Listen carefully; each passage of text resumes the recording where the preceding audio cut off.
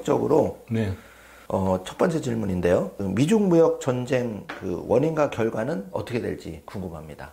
그게 원인은 다양한데요. 일단은 표면적으로 봤을 때요. 그게 뭐냐면 그 중국이랑 미국 무역 이게 중국 이쪽에 흑자는 많이 봐요. 흑자 거의 1조 정도, 1조 달러 정도. 네, 그러니까 중국 미관에 수출하는 거는 직접 수출하는 것도 있고요. 그거는 무역 흑자는 거의 5천억 정도 있는데 달러. 근데 다른 나라 통해서 베트남 뭐 말해서 통해서 거의 또 5천억 그 정도 있긴 합치면은 1조 정도 흑자는 봐요. 그러면 이거에 대해서 미국 엄청 열받는 거죠. 이게 사람 거래하는 거 똑같아요. 제가 항상 다른 사람에게 뭐 엄청 물건 많이 사왔는데 근데 그 사람은 나의 물건 안 사니까 기분이 나쁘죠. 그리고 차이도 워낙 크니까. 그리고 또 미국한테 열받는 게 뭐냐면 이게 중국 이만큼 돈 벌었잖아요. 이만큼 돈을 가지고 미국을 공격해요. 여러 면에서. 물론 그러니까 무기로 공격하는 게 아니고 이만큼 이래도 돈 벌었잖아요. 중국의 산업을 크게 확장해가지고 이게 예를 들면 저가 상품들은 미국에 가가 어쨌든 미국 안쪽에 만들고 있어요. 그렇죠. 그러면은 미국 입장 봐서 엄청 열받는 거잖아요. 그렇죠. G2가 지원해 달려고 하다 보니까. 그럼 왜 우리는 우리한테 이렇게 기회를 많이 주고 돈 많이 벌은 나라가 우리한테 고마울 줄 모르고 오히려 우리랑 저를 이기고 싶고 우리한테 이런저런 안 좋은 것도 하는 거고 그래서 이게 용납할 수도 없죠. 그리고 특히 트럼프 대통령 같은 경우는 이게 Make America Great Again 하는 거잖아요. 미국 다시 대단한 나라 만들까. 근데 하다 보니까 전 세계의 많은 문제들은 다는 아니지만 그래도 대부분이랑 그 중국 정부랑 연결돼요. 맞아. 네, 그래서 다 중국적으로 문제 많이 만들고 있기 때문에 그래서 제가 볼 때는 트럼프 대통령도 그렇고 밑에 사람은 그래요. 일단은 이 중국 이 전체 체제를 그냥 망하게 만들자 그런 마음을 먹고 있어요. 근데 그거 어디서부터 시작하는지 일단은 무역 전쟁부터. 네, 지금도 그런 거 있잖아요. 코로나 대해서 어디서 나왔는지 조사 그것도 본격적으로 시작했어요. 그리고 미국 일부 주는 예를 들면 미주리 스테이트는 이거에 대해서 중국에 한테 배상 청구도 했어요. 250억 달러 정도. 그래서 여러 면에서 중국의 이 체제, 공산당 체제를 망하게 만든 것 같아요. 제가 볼 때. 네, 그래서 무역 전쟁부터 시작했는데 그 결국에 어떻게 되냐면 서로 막 진짜 싸우는 거, 전쟁 일어나는 거 제가 볼 때는 그거는 가능성 크지 않는데요. 근데 디커플링 그런 말 있잖아요. 디커플링. 서로 아예 더 이상 거래하지도 않고 물론 어렵지만 근데 그 방향으로 가고 있어요. 제가 볼 때 그래요. 그럼 미국은 사실 당장 중국산 물건들 수입을 안 하면 좀 힘들지만 그래도 나중에 베트남 통해서 아니면 말레이시아 통해서 태국 통해서 다 구입할 수 있는데 근데 중국 이쪽으로 만약에 미국한테 수출을 못하면은 정말 힘들어요. 사람들은 일자리도 없고 실업자도 많이 생기고 있고 재정 문제, 환율 문제 등등등등 중국 전체 경제 위기 일어날 수도 있어요. 중국 전체 경제 망할 수도 있고 그렇게 되면은 그 중국의 체제 어떻게 되는지 잘 모르겠어요. 그러니까 중국이 지금 센 척하지만 실제 속을 들여다보면 굉장히 골마 있다. 그쵸. 오래 버티지 못할 수도 있다. 네네네. 협상이 금메살 탈 수도 있다. 그죠. 예, 근데 중국 사실 카드 딱 한 장이에요. 중국 사람들은 엄청나게 아무리 힘들어도 참을 수 있는 거. 그러니까 미국 같은 경우는 한국도 마찬가지잖아요. 만약에 일반 서민들을 살기 힘들면 난리 나는 거잖아요. 근데 중국 같은 경우는 일반 서민들은 힘들어도 말을 안 해요. 못 해요. 하면은 큰일 나죠. 예. 근데 지금 상황은 너무 힘들어요. 젊은 사람들은 뭐 일자리도 없고요. 취업할 수도 없고. 그래서 제가 볼 때는 지금 미국은 아마 더욱 강력하게 중국을 공격할 수는 있고요. 근데 중국 정부는 어떻게 하는지 반격하는 방법이 많이 없어요. 말만 막 우리 꼭 미국을 이기겠다 그렇게 얘기를 하지만 카드는 별로 없어요. 네. 네. 그리고 일반 서민들 살기 힘들죠. 지금 제가 중국 뉴스도 많이 보고 있거든요. 아유 매일마다 너무 답답해요. 왜냐면 너무 힘드니까 사람들은. 네. 이런 얘기를 또 할 수 없고요. 하는 순간 또 문제 생길 수도 있잖아요. 네. 우리는 지금 너무 힘들다 하면은 그 중국 정부는 또 이런 사람 가만히 있을 수가 없으니까. 그렇죠. 예. 네, 다 체제가 그러니까. 그죠. 네. 어쨌든 지금은 일기 때와 많이 다르다 이렇게 정도로 정리하면 되겠네요. 네네네. 예. 두 번째 질문인데 지금 제일 뜨거운 게 중국과 시진핑 정부가 대만을 침공하겠다는 얘기가 부쩍 나오고 있는데 그 이유와 앞으로의 전개는 어떻게 될까요? 그게 제가 이렇게 생각하고 있어요. 일단은 시진핑은 약간 내가 황제다. 시황제. 그런 정서를 가지고 있어요. 내가 황제다. 그러면 중국 역사 황제들을 봤을 때 황제 되면 어떤 일을 해야 되냐? 나라를 통일을 해야 됩니다. 진짜 대단한 황제도 다 그래요. 그러니까 제가 여기 시진핑 대단하다는 그런 뜻이 없는데 어쨌든 시진핑 스스로 내가 너무 대단한 황제이니까 당연히 대만 통일해야죠. 그래 시진핑은 강제로 3연민 했잖아요. 3연민 하게 되면 뭔가 해야지. 다들 주변 공산당 사람 다 보고 있는데 그래도 내가 대만 통일을 하겠다. 아마 그렇게 생각하고 있고요. 이게 첫 번째 이유인데 두 번째 이유는 뭐냐면 이게 반도체예요. 반도체. TSMC나 뭐 그죠. 반도체. TSMC도 있고, 뭐 UMC도 있고, 뭐 미디어테크 이런 대만은 TSMC 중심으로 이 중소기업들 굉장히 많아요. 그 산업이 그렇게 엮여 네. 여기서 우리 TSMC만 강조하면 안 돼요. 예를 들면 TSMC는 미국에 가면 TSMC 아니에요. 왜냐면 주변에 그런 중소기업도 없으니까. 전체 그 체인이 없으니까. 대만은 그거 엄청 잘 되고 있거든요. 이게서 대한민국 대단하잖아요. 삼성도 그렇고 뭐 SK하이닉스도 그렇고. 근데 삼성 아직까지 파운드리 쪽에는 이게 TSMC는 비해 차이가 커요. 격차가 많이 나요. 네, 그리고 여러 면에서. 그래서 TSMC는 지금 삼성 반도체 워낙 잘 나갔으니까 이게 미국의 모든 회사들 다는 아니지만 예를 들면 뭐 엔비디아, AMD, 브로드컴, 퀄컴, 애플, 뭐 아마존, 뭐 오픈 AI 여러분 알고 계신 그런 유명한 회사들은 거의 다 TSMC 대만 반도체 필요해요. 네, 그래서 지금 그런 소리 나오고 있어요. 대만은 미국의 한 스테이트입니다. 그러니까 물론 사실 아니지만 미국 정부는 그렇게 보고 있어요. 누가 대만 건드리면 미국은 절대로 용납할 수 없는 거예요. 근데 반도체 이만큼 좋은 반도체 있으니까 중국도 필요하잖아요. 중국 반도체. 그렇죠. 그죠? 그러면은 지금 대만이랑 미국 손 잡고 그래서 중국한테 반도체 안 주잖아요. 좋은 거를. 시진핑 열받는 거잖아요. 그래서 대만 통일하겠다. 통일하면은 이 반도체 공장 다 망할 수 있잖아요. 그래도 시진핑 입장에 봤을 때 내가 얻을 수 없으면 당신들도 얻지 마라. 그런 입장이 가지고 있어요. 어쨌든 내가 얻을 수 없으면 다 그냥 완전히 망하게 만들겠다. 그런 사람이 있잖아요. 그렇죠. 네, 내가 얻을 수 없으면 이거 차라리 다 망하게 만드는 게 더 낫다. 그래서 이거는 반도체는 뭐냐면 반도체 미래예요. 나중에 반도체 있는 나라랑 반도체 없는 나라 이 차이 확 나는 거죠. 네. 앞으로도 그런 건 더 심화되겠네요. 그렇죠. 그리고 두 번째 이유는 세 번째 이유는 뭐냐면 지금 중국 전체 상황은 안 좋아요. 경제 상황도 그렇고 정치 상황도 그렇고 시진핑도 되게 불안해요. 자기 파워 계속 약하게 돼 있기 때문에 그 정치인들 그런 거 있잖아요. 지금 너무 불안하니까 일단은 뭐 전쟁을 한번 해보자. 그렇죠. 그렇게 하고 나서 자기 파워 더 강하게 만들 수 있는 가능성이 있으니까. 그래서 제가 볼 때는 이 세 가지 이유 때문에 시진핑 계속 대만 침공하는 것을 집착하고 있을 것 같고요. 근데 만약에 정말 그렇게 하게 되면 과연 성공할 수 있을까? 제가 볼 때는 힘들어요. 왜냐면 지금 시진핑 그렇게 생각하고 있지만 밑에 사람들은 그렇게 생각하고 있지 않잖아요. 특히 군대 사람들은 바보도 아닌데 우리 알아요. 이게 대만이랑 싸우면 미국이랑 싸우는 거 비슷비슷하니까 이게 우리 보고 죽으라고? 당신 만약에 총을 가지고 대만 가면은 우리는 따서 갈게요. 당신은 그냥 베이징 편하게 있고 우리 보고 막 죽으라고? 우리 바보 아니잖아요. 그래서 사실 그런 소문은 나오고 있는데 그 어떤 소문이냐면 이게 지금 중국 군대는 총이랑 총알 따로 관리하고 있어요. 따로 관리해요? 네. 처음 들어보는데. 그리고 일반 병사들 총을 가지고 있어도 총알은 없어요. 왜냐면 너무 시진핑도 너무 두려워하니까. 진짜 만약에 대만 침공을 하게 되면 이게 총이나 총알 다 밑에 사람한테 줘야 되잖아요. 그럼 파워도 밑에 사람은 줘야 되잖아요. 그럼 밑에 사람은 이게 농담인 것 같은데 사람들은 그렇게 생각하고 있어요.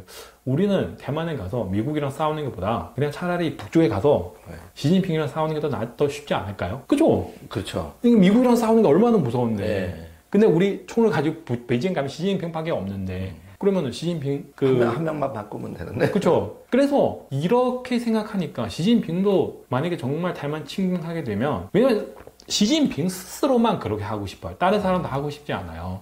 그래서 시진핑도 정말 이 파워가 어떻게 되는지 잘 모르겠고요. 그렇게 하게 되면은 일반 서민들 더욱 힘들잖아요. 지금도 경제 상황 안 좋은데 전체 상황 어떻게 되는지. 그래서 지금 대만에 대해서 많은 중국 관찰하는 사람들은 극대극. 일부 사람들은 시임하겠다. 또 일부 사람들은 시임 절대로 하지 못한다. 이렇게 얘기를 하고 있고요. 근데 저도 잘 모르겠어요, 사실. 제가 볼 때는 쉬운 일이 아니거든요. 근데 독재자는 약간 생각하는 방식 자체가 일반 사람이랑 좀 차이가 있어서 그냥 정말 술 취하는 사람 있잖아요. 평상시에 다 뭐 좋은데 근데 술 많이 먹었어요. 그러면 이상한 행동할 수는 있는 것처럼 정말 시진핑이 상황이 너무 안 좋게 되면은 적으로 극단적인 선택을 할 수 있을지도 모릅니다. 예. 네. 그래서 그런 점은 항상 예의주시하고 있어야 되겠네요. 그러면 이제 그 시진핑 황제 권력이 흔들린다 이런 얘기가 나오고 있는데 그렇게 된 가장 큰 이유와 현재 중국 상황은 어떤지 궁금합니다. 지금 중국의 군부 같은 경우는 재작년부터 중국의 전 국방부 장관, 전 국방부 장관 다 수천당했어요. 와. 그리고 중국의 최첨단 기술을 가지고 있는 로켓 부대 사령관도 수천당했고요. 그리고 중국 공산당 중앙군사위원회 있어요. 거기서 위원 묘화이라고 하는 사람 수천당했어요. 이 위원은 국방부 장관보다 더 높은 사람이에요. 그리고 이 위원보다 군의 부주서인 허웨이동이라고 하는 사람이 있어요. 수천당했어요. 심각하네요. 너무너무 심각해요. 너무너무 심각하잖아요. 그래서 지금 시진핑이랑 그 군부이랑 갈등이 심하다. 그런 소문이 엄청 많이 나오고 있어요. 근데 왜? 이유가 뭘까요? 바로 그 뭐 말씀드리는 거고요.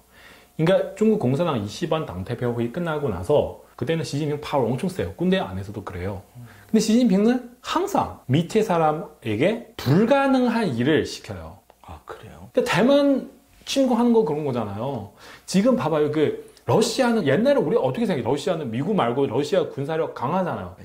근데 러시아랑 우크라이나 부딪혀잖아요. 네. 지금 거의 3년 정도 되는, 3년 넘었어요? 뭐 어쨌든 이게 결과 보니까 대만은 우크라이나 아니에요. 대만은 물론 우크라이나 그렇게 게 아니지만 근데 대만은 이게 무기 너무 엄청 좋아요. 무기도 좋고 또 산업도 좋고. 그러니까 우크라이나는 미국을 안 도와줄 수도 있지만 대만은 도와주고 싶지 않아도 꼭 도와줘야 돼요. 그렇죠. 반도체 뺏기기. 그죠. 네. 대만 스스로 무기 너무 좋아요. 그래서 이 군대 사람들은 하기 싫죠. 근데 시진핑은 계속 푸시 하니까 군대 사람 표면적으로 봤을 때 알겠습니다. 주선님 열심히 하겠습니다. 근데 해야지. 앞에서만 하는 척하고. 근데 계속 안 하고요.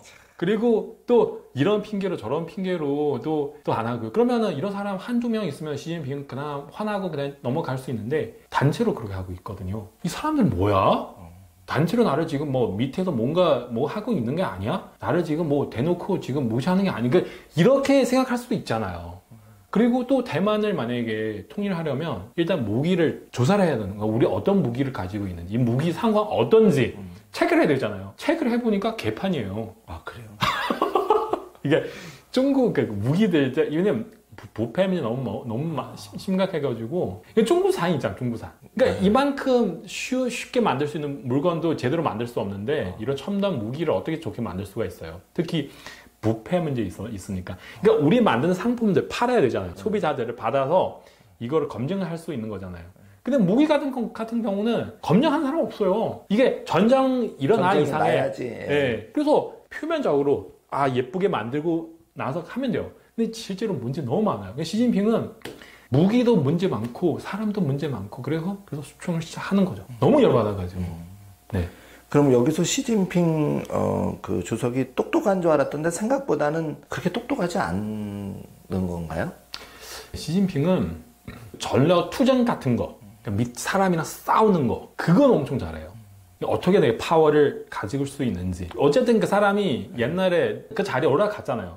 근데 실제로 그 일을 해야 되잖아요. 이 경제도 어떻게 좀 좋게 만들어야 되잖아요.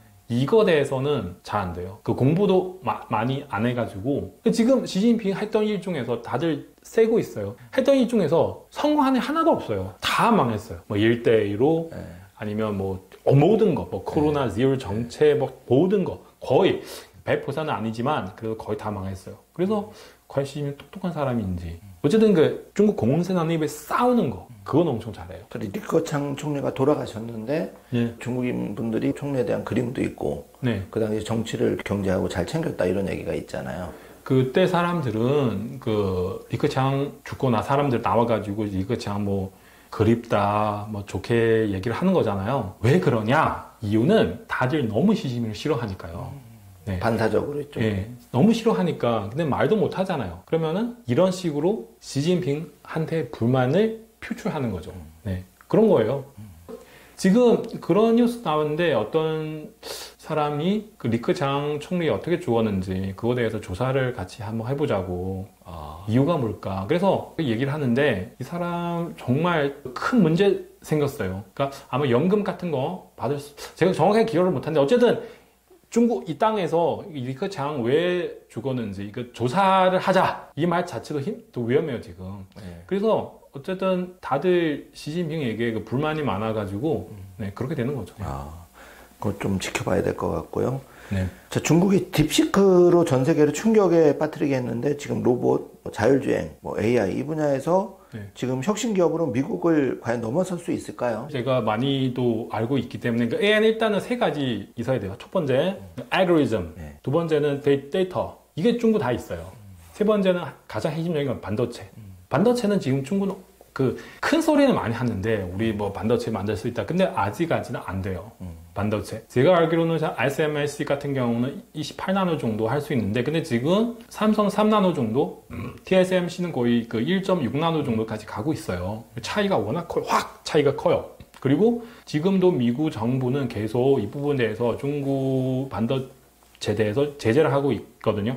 네, 특히 엔비디아, AI 반도체, 중국 들어가지 못하게. 최근 뉴스 봤는데, 어떤 미국 의원? 그렇게 제안을 했어요. 우리는 엔비디아, AI 반도체 안에서 위치 추정할 수 있는 그런 장비 설치하라. 만약에 이 AI는 이 반도체 중국 이 땅에 들어가는 순간 바로 감지할 수 있잖아요. 그 장치가. 그럼 바로 작동 불가해야 됩니다. 그런 제안까지 지금 나오더라고요. 대단하네요. 그래서 제가 볼 때는 나중에 좋은 반도체 같은 거 중국 안에서 들어가기 더욱더 힘들어요. 네. 그래서 반도체 없으면은 아무리 알고리즘 그리고 데이터 많아도 힘들 것 같아요. 제가 볼 때. 아무리 중국이 똑똑한 인재를 양성하고 있다고 해도 네. 하루아침에 그 격차를 확 줄이기는 어렵다. 그렇죠. 반도체는 너무 어려워요. 한국 사람 얼마나 대단해요, 한국 사람. 그래도 펀드리 안 되잖아요. 삼성. 그렇게 막 해도. 네. 대만은 대단한데 대만은 메모리 안 되잖아요. 중국 고일기로 밀어붙인다고 해도 네. 안 되는 건 또 안 되는 게 있다. 그렇죠. 그리고 중국 사람들은 반도체는 사실 그렇게 막 열심히 하는 편은 아니에요. 다들 다 돈 때문에 그렇죠. 그러니까 예를 들면 어떤 반도체 공장인데 우리는 반도체 공장 만들었다. 그래서 정부한테 더 보조금 같은 거 신청하는 거죠. 막 공장을 되게 막 예쁘게 만들고 나서 그리고 제가 그때 옛날에 반도체 공장에 출근하러 가는데 그 반도체 공장 어떤 사람 저한테 그렇게 말씀하셨어요. 우리 쓰던 그런 장비들 다 중국한테 팔았어요. 근데 중국 업체들 이거 사가지고 사용하지도 않아요. 그러니까 이 장비 있어야 공장이 있어야 정부한테서 보조금 같은 거 받을 수가 있어가지고 그렇게 하는 거죠. 그럼 어떻게 보면 미국의 M7 기업들은 자체적으로 주식을 통해서 자금 조달을 하는데 중국은 정부의 보조금에 많이 의지하다 보니까 네. 약간 차이가 좀 날 수도 있다. 네. 제가 볼 때는 모른 중국 사람 중에서 이게 반도체 관련된 사람들 정말로 그런 마음을 가지고 있어요. 제가 반드시 중국의 반도체에 위해서 최대한 노력하겠습니다. 그런 사람 많이 없어요. 다 돈 때문에 그래요. 충격적이네. 네? 우리가 외부적으로 볼 때는 애플 불매 운동 내지는 자국 소비, 화이폰 소비 이렇게 알고 있는데 네. 실상은 좀 다르다는 거네요. 아니, 말만 그렇죠. 말만 그렇죠. 그렇게 하면은 제가 항상 그렇게 질문하는데 그러면 왜 자식들 다 미국한테 보내요? 그러니까 그걸 설명을 못하네. 그냥 그렇게 생각하면은 북한한테 보내야죠. 러시아한테 보내야죠. 돈을 왜 다 미국 스위스 은행에서 거기서 놔두는 거죠? 근데 사람들은 그거 통해서 그거 통해서 그런 말이 있어요. 미국에 반대하는 것은 일이다. 미국에서 가서 사는 거는 삶이다. 이해되시나요? 예. 그런 사람이 있어요. 우리는 미국을 반대해야 돼. 막 큰 소리로 방송 막 나오고 막 조회수 많은데 찾아보니까 자기 아들, 딸, 다 미국에 있어요. 가장 솔직한 현상이죠, 그게. 네. 네. 지금 하이닉스 반도체, 삼성 반도체, 네. 하이닉스 HBM 메모리, 조선 방산, 네. 자, 요 정도로 생각이 되는데 네. 지금 중국이 무섭게 따라오거나 추월을 했다고 하는데 과연 이 반도체 분야의 실상은 어떻습니까? 제가 이렇게 생각하고 있어요. 지금 사실 한국한테 기회로라고 얘기할 수도 있어요. 왜냐면 지금 미국이랑 중국이 지금 싸우고 있잖아요. 반도체 사업을 만약에 잘 하려면 일단 돈 많이 있어야 되고 인재 많이 있어야 되고 그리고 또 기술 많이 배워야 되는 상황에서 근데 예를 들면 반도체를 떠나서 조선 말씀하셨잖아요. 지금 미국은 그렇게 정책 세웠어요. 지금 당장 아니더라도 나중에 중국산 이게 배 같은 경우 미국한테 한국에 가면 따로 비용을 내야 됩니다. 이렇게 되면은 누가 아무리 중국 만드는 배 싸게 만들 수 있어도 사람들은 거기 배 안 사는 거잖아요. 반도체도 마찬가지예요. 반도체도 지금 계속 전쟁이 일어나고 있잖아요. 나중에 미국도 다른 정책을 세우고 나서 또 중국 과연 반도체도 계속 발전할 수 있어요. 그리고 반도체 좋게 하려면 투자는 무지하게 많이 들어가요. 그리고 다 달러로. 네. 중국 지금 경제 상황도 안 좋은데 과연 계속 이 부분에서 투자를 할 수 있는지, 그리고 지금 그 한국이랑 중국 특히 HBM 같은 경우 이게 기술 격차 되게 커요. 네. 그래서 중국 만약에 아무 문제도 없고 미국이랑 사이도 좋고 그리고 경제도 잘 되고 있고 그리고 사람들은 또 열심히 하고 있으면은 그거 잘 모르겠지만 지금 상황은 한국 따라오기가 힘들 것 같아요. 여러 면에서. 네. 단적인 예로 SK 하이닉스의 HBM 메모리가 엔비디아에 납품이 되는데 네. 아직 삼성은 그걸 못 맞추는 걸 봐서도 네. 요 두 기업만 봐도 그렇게 기술 격차가 한번 나버리기 시작하면 그죠. 그런 게 중국에도 적용이 돼요. 엄청 그러니까 삼성만큼도 그러니까 HBM 삼성은 이게 돼 있는 파운드런 쪽에 많이 정신 파려가지고 HBM 제대로 못했어요. 근데 이 기회 통해서 SK에서 확 이게 출하했잖아요. 삼성조차도 HBM 이게 SK한테 따라하고 하는데도 힘든데 중국 업체들 더욱 힘들죠. 네. 그리고 특히 한국 분들도 엄청 죽을 만큼 열심히 하니까 예. 제가 볼 때는 전 세계 상황을 보니까도 중국한테 모든 사람한테는 그렇게 뭐 좋은 환경 아니라서 뭐 그렇게 크게 걱정 안 해도 될 것 같아요. 어쨌든 열심히 하면 일단 열심히 하시고. 예. 네. 그럼 이제 그 7번째, 쿠팡이 이제 한국에 있지만 중국이 이제 그런 뭐 알리, 테무 이렇게 해서 관세 전쟁 여파로 그 수출이 막힌 중국의 저가 물품들이 한국 시장으로 만약에 쏟아져 들어올 수도 있는지, 그럴 경우에 우리가 대비를 어떻게 해야 되는지 궁금합니다. 저도 사실 이게 중소기업들 너무 힘들어요. 그러면은 세금밖에 안 되는 거죠. 어떻게 세금을 부과해가지고, 그리고 우리 대한민국의 중소기업들 살 수 있게끔 좀 어떻게 말을 해줘야 되지 않을까요? 그러니까 이 부분은 사실 이게 저는 중국 쪽으로 많이 연구를 했는데, 그러니까 한국 쪽으로 저도 어쨌든 세금만 생각할 수. 그리고 제가 볼 때는 또 한 가지 생각이 있는데, 한국산 제품들이 이게 퀄리티 좋잖아요. 뭐 한국 사람들은 이게 상품 대요구도 엄청 높아요. 물론 싼 거는 좀 좋지만 그래도 몇 번 사용하다 보니까 과연 계속 사용할 수 있는지. 네.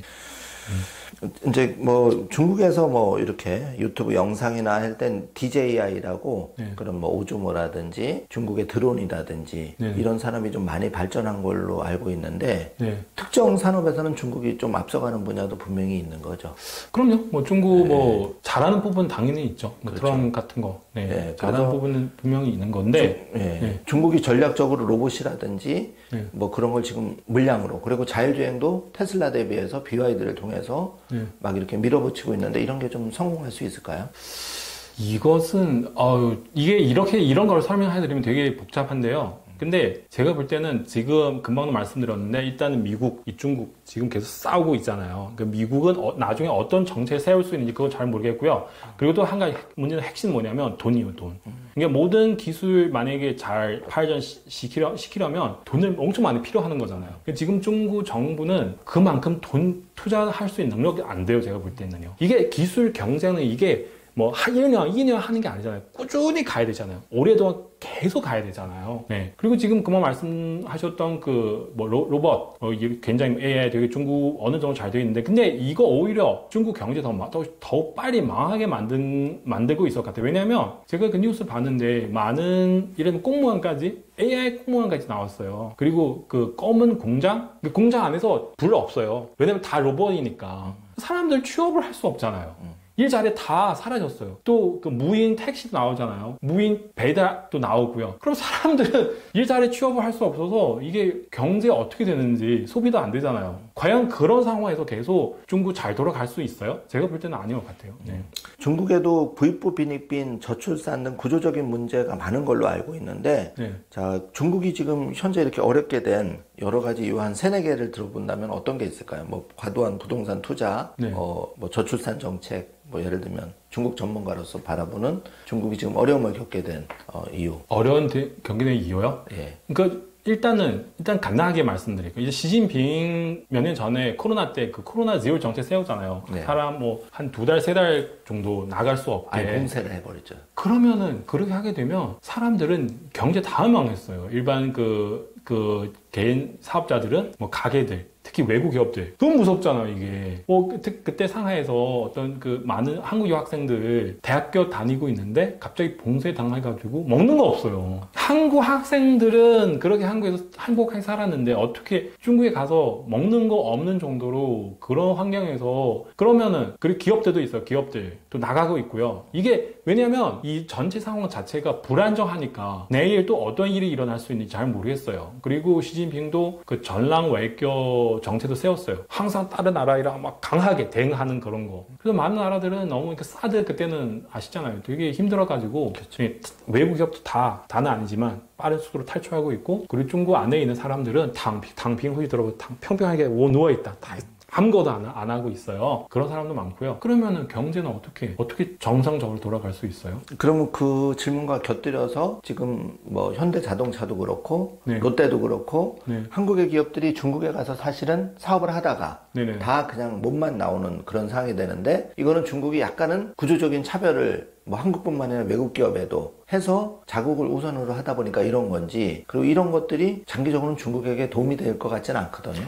이게 정말 예를 들면 사드 롯데 그때는 제가 정말 롯데는 무슨 문제인, 롯데 잘못하는 거 없잖아요. 그렇죠. 부지만 제공을 뭐 그러니까 정부는 그렇게 요구를 하면 롯데는 어쩔 수가 없잖아요. 네. 그리고 따져봤을 때 그 미국 그렇게 요구를 하는 거잖아요. 그렇죠. 미국한테는 큰 소리 치지도 못하고 롯데한테만 그렇게 하니까 롯데 나가는 순간 다른 기업들도 나 바보 아니잖아. 옆에 보고 있잖아요. 네, 나도 저렇게 당할 수 있겠다. 롯데 우리도 그렇게 당할 수도 있으니까. 그래서 거기서도 한국산 제품에서 불매운동을 시작했어요. 삼성 휴대폰, 특히 그 현대자동차 엄청 잘 나갔어요. 그러니까 삼성 휴대폰이랑 현대자동차 엄청 잘 나갔어요. 중국 안에서. 근데 다 안 되더라고요. 그래서 다 점점 나가는 거죠. 다른 기업도 따라서. 어쩔 수 없어요. 이게 여기서 이 환경에서 내일 어떤 일이 일어날 수 있는지 모르니까 다 같이 나가는 거죠. 장기적으로 그런 게 안 좋을 수도 있고, 또 국가 간 분쟁도 너무 많이 일으켜놨기 때문에 네네. 이런 것도 어떻게 보면 G2에서 지원이 되고자 하면 약간 세계 시민 국가로서의 의무감인데, 중국은 사실 그런 게 잘 안 보인다고 하는데, 이게 정말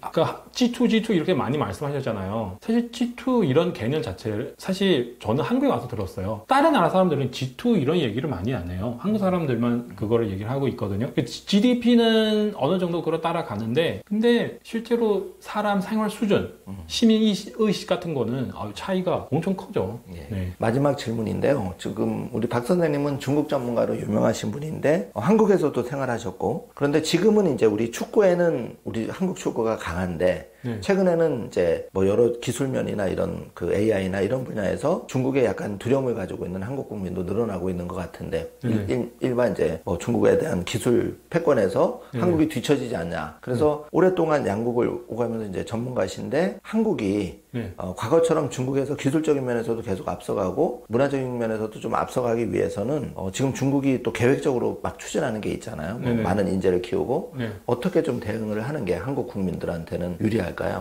제가 볼 때는 일단은 너무 두려워하지 마세요. 그러니까 여러분 그냥 열심히 하시면 돼요. 열심히. 왜냐면 예를 들면 그때는 그 사드 때는 그 근한량이 있었잖아요. 한류 스타들 한국 시장에 중국 시장 들어갈 수가 없어서 그때는 중국 일부 사람들은 어떻게 얘기를 하는지 아세요? 우리 중국 시장 없으면 한국 스타들 다 굶어 죽어야 돼요. 돈 수요 없어서. 그러면 그때는 한류 스타들 어떻게 하는지 전 세계 시장 나가잖아요. 얼마나 크게 성공했는지. 그죠? 뭐 BTS 그렇고 뭐 어디 그 오스카 상도 타고 뭐 여기 오징어 게임 뭐 굉장히 막 잘 나가고 있잖아요. 그래서 너무 두려워하지 마세요. 중국 땅 워낙 크지만 그래도 대한민국 사람은 열심히 하면, 그때는 뭐 삼성 휴대폰 중국 시장 안에서 다 망했잖아요. 그래도 지금 전 세계 시장 1위잖아요. 현대자동차도 지금 미국 시장 엄청 잘 나가고 있어요. 그래서 너무 두려워하지 마시고 그냥 열심히 하면 돼요. 정말 최선을 다해서 열심히 해도 그래도 실패하면 그건 어쩔 수 없죠. 근데 제가 볼 때는 대한민국 사람들 대단하니까 열심히 하시면 큰 문제 없을 것 같아요. 지금 한국 국민들은 그 서학개미라 해서 과거에는 중국에도 펀드나 주식을 중국 쪽 관련을 했는데 지금은 M7 뭐 테슬라나 엔비디아나 팔란티어 이런 쪽으로도 자금이 신문 같은 데 보면 많이 가고 있는데, 이렇게 자금이 간다는 거는 대세가 뭐 중국보다는 미국의 혁신 기업 쪽으로 돈의 흐름이 가고, 한국 사람뿐만 아니라 전 세계 다 그래요. 전 세계 지금 중국은 이게 돈 되다 안 되다 너무 불안하니까요. 너무 불안해요. 들어가면 와 이게 정말 오늘 어느 정도 투자를 해가지고 돈 벌었어요. 그러면 내일 어떻게 되는지 모르잖아요. 그런 불안감. 투자하는 사람들은 사실 안정감을 찾는 거잖아요. 네. 필요한 거잖아요. 그래서 다들 지금 특히 미국 주식시장 지금 되게 잘 대박 나는, 물론 중간에 흔드는 것도 있지만, 그래, 엔비디아 뭐 예를 들면 뭐 테슬라 이거 보니까 희망은 있는 거죠. 그렇죠. 나중에 정말 중국이 자본시장 완전히 개방하기 전까지는 네. 아직도 제가 개인적으로 볼 때는 우리가 기회가 있지 않을까. 한국에도 기회가 있고 네. 좀 뭐 그렇게 너무 두려워할 필요가 없이 네. 선생님 말씀처럼 우리 할 일을 열심히 잘하면 네네. 정신 차리면 네네. 그래도 괜찮지 않을까. 네, 이렇게 제가 그걸 믿어요. 한국 사람들은 워낙 열심히 사니까. 네. 그래도 지금 이 정도까지 해오셨으니까. 네, 열심히 하세요. 감사합니다. 네. 오늘 그 못다한 얘기는 다음에 또 한번 모셔서 네. 들어가겠습니다. 감사합니다. 네네.